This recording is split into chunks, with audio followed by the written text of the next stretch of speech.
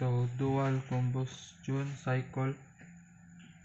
At the beginning of compression, an ideal dual combustion cycle using air has a pressure of 15 psia, a temperature of 75 degree Fahrenheit, and a specific volume of 13.2 cubic feet per pound, for compression ratio of 12 and a heat addition of 176 BTU per pound at constant volume and 176 BTU per pound at constant pressure.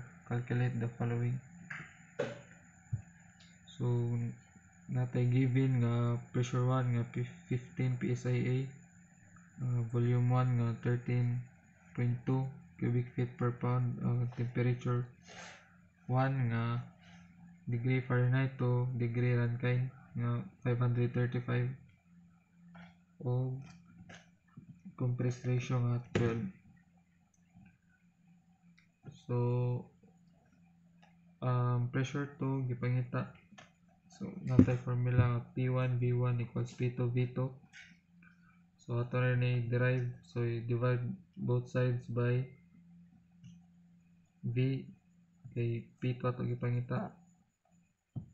Then mag P2 equals kani kay may muna siya kuan kanang V1 over V2 kay ma compress ratio, and then P2 equals pressure 1 nga 15, then times atong compress ratio nga 12 nga raised to 1.4 katong gas constant value sa pressure nga K.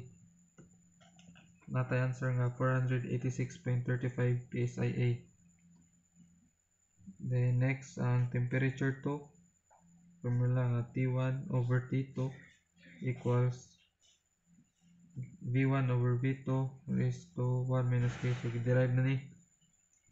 Then more gyapon ang V1 over V2 mahimo siya og compress ratio. So sa T1 naman tay temperature 1 nga 535 over T2 kay mato gipangita equals sa atong compress ratio nga 12 raised to 1 minus 1.4. So ato temperature 2 kay 1446 degree Rankine. Next sa B ang gipangita kay ang temperature 3.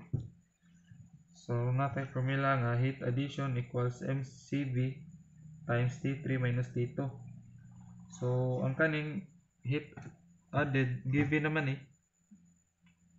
So natay 176 equals ang mass 1, yung CV na ni sa gas constant ng value sa air CV kay 0.171 times T3 mo, which is ato mo gipangita nga minus T2 nga 1446. So ang answer kay ang atong temperature 3 kay 247.5 degree Rankine. So next pangita pressure 3.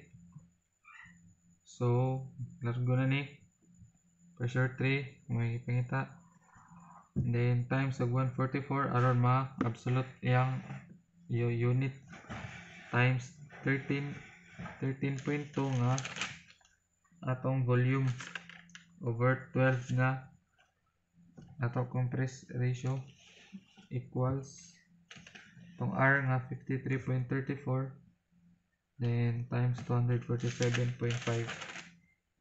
which is ang atong temperature 3. So atong pressure 3 kay 833.4 psia. So next kay ang temperature 4. Heat added equals mCp nga T4 minus T3. So kuha ni heat added pressure. So given naman ni natoy 176 BTU per pound equals times 1 mass nya Cp ato sa gas constant sa air kay 0.24 times T4, which is mo ito ipangita minus atong temperature 3 nga 247.5. So atong T4 kay 3208 degree Rankine. So sa C, pangita ang V4, PV gapon, tanan ni derive largo. So, natay sa pressure na 833.4 times 144 aron 144 times itong V4 mo ito ipingita equals R na to nga 53.34 times atong temperature 4 nga 3,208. So atong V4 kay 1.426 cubic feet per pound.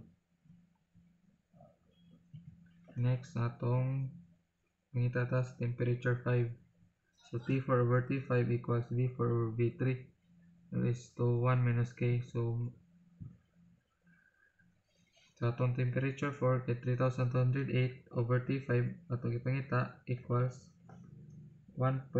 Atong V4 nga 1.426 over atong V3 nga 13.2 times 1 raised to 1 minus 1.4. So atong temperature 5 kay 1,317 degree Rankine.